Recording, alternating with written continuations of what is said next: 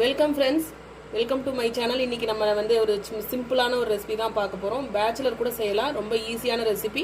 சிவப்பு அவல் வச்சு செய்ய போகிறோம். அந்த சிறுதானியம்லாம் சாப்பிட்டுக்கிறது ரொம்ப நல்லதுன்னு சொல்கிறதுனால ரொம்ப லைட் வெயிட்டாக இருக்கும். இது வந்து கலோரியும் அவ்வளோவா கிடையாது. வாங்க இதை எப்படி செய்யலாம், என்னென்ன தேவையான பொருட்கள்னு பார்க்கலாம்.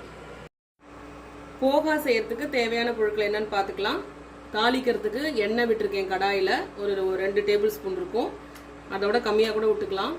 இது வந்து உளுத்தம்பருப்பும் கடலைப்பருப்பும் கலந்து வச்சுருக்கேன், ஒவ்வொரு டீஸ்பூன் அளவு.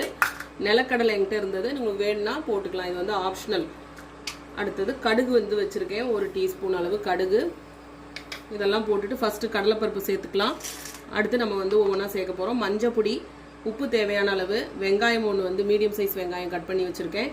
இது வந்து ஒரு 100 கிராம் அளவுக்கு சிவப்பு அவல் வந்து ஊற வச்சுருக்கேன். இது எப்படின்னாக்கா தண்ணீரில் சுடு தண்ணியை லைட்டாக தெளித்து ஊற வச்சுருக்கேன். இது வந்து பேப்பர் அவல், இது சீக்கிரம் வெந்துடும்.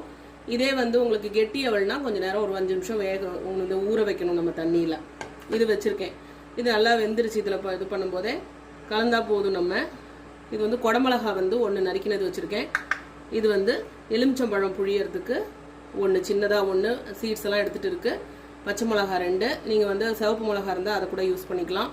கருவேப்பிலை தேவையான அளவு, கேரட் சின்னதாக துருவினது 1 வச்சுருக்கேன். இதோட நீங்கள் மசிச்ச உருளைக்கிழங்கை கூட சேர்த்துக்கலாம் பிடிச்சிருந்தாக்க. வாங்க இது எப்படி செய்கிறதுன்னு பார்க்கலாம். மஞ்சள் பொடி கொஞ்சம் போடுறதுக்காக வச்சுருக்கேன். இப்போ இந்த கடலை வறுபடட்டும் பார்க்கலாம். கடலை நல்லா வறுபட்டுருச்சு. இந்த நேரத்தில் நம்ம வந்து நம்மளோட பருப்பெல்லாம் சேர்த்துக்கலாம். இதெல்லாம் வறுபடட்டும், நம்ம பார்க்கலாம். பருப்பு நல்லா வறுபட்டுட்டு வருது. இந்த நேரத்தில் நம்ம வந்து கடுகு சேர்த்துக்கலாம்.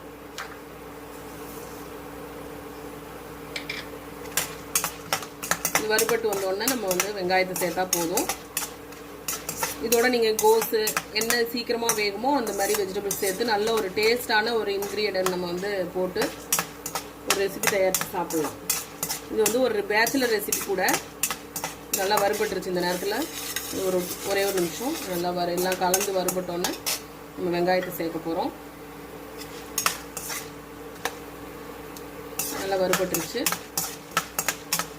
பார்த்தீங்களா, அந்த ப்ரௌன் கலரில் மாறுது. இந்த ஸ்டேஜில் வெங்காயத்தை சேர்த்துக்கலாம். வெங்காயம் நல்லா வறுபட்டு வரட்டும், பார்க்கலாம். இப்போ வந்து வெங்காயம் வறுபட்டுருச்சு. இந்த நேரத்தில் மிளகாய் சேர்த்துக்கலாம், நம்மளோட கருவேப்பிலைகளையும் சேர்த்துக்கலாம். இது நல்லா ஒரு கலந்து விட்டுட்டு குடமிளகாய் சேர்த்துக்கிறோம். இது ஒரு 2 மினிட்ஸில் வதங்கிடும். நல்லா வதக்கலாம். இந்த ஸ்டேஜ்லேயே நம்ம வந்து தேவையான அளவு மஞ்சள் பொடி, உப்பு இதையும் சேர்த்துக்கலாம். நல்லா வதங்கி வரட்டும், பார்க்கலாம்.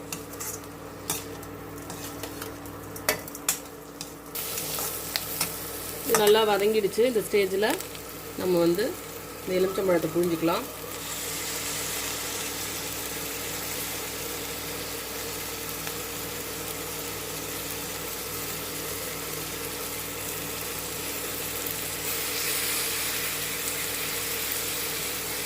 இதை கலந்துட்டு நம்ம இந்த போகாவை சேர்க்க போகிறோம். இது நல்லா கலந்து விட்டுருங்க.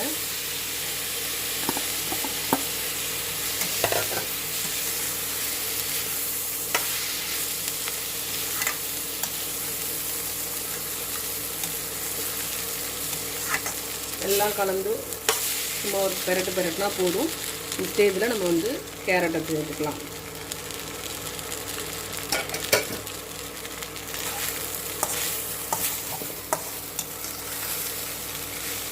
அவ்வளோதான், நம்மளோட போகா ரெடி. கடைசியாக நம்ம வந்து இதில் மல்லித்தழை தூவ போகிறோம்.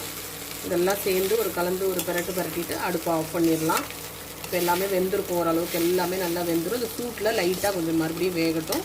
அவ்வளோதான், நான் அடுப்பை ஆஃப் பண்ண போகிறேன். அடுத்து கடைசியாக அதை வந்து டெக்கரேஷன் பண்ணிக்கலாம். அவ்வளோதாங்க ஃப்ரெண்ட்ஸ், இந்த கொத்தமல்லி தழை தூவிட்டோம்னா நம்மளோட போகா ரெடி. பாருங்கள், கொஞ்சம் தான் ஊற வச்சோம், எவ்வளோ வந்துடுச்சு. தாராளமாக ஒருத்தர் சாப்பிட்லாம். ஸோ இன்றைக்கி இந்த ரெசிபி தான் பார்த்தோம். இது ஒரு பேச்சுலர் ரெசிபி கூட. நீங்களும் செஞ்சு பாருங்கள். தேங்க்யூ ஃபார் வாட்சிங்.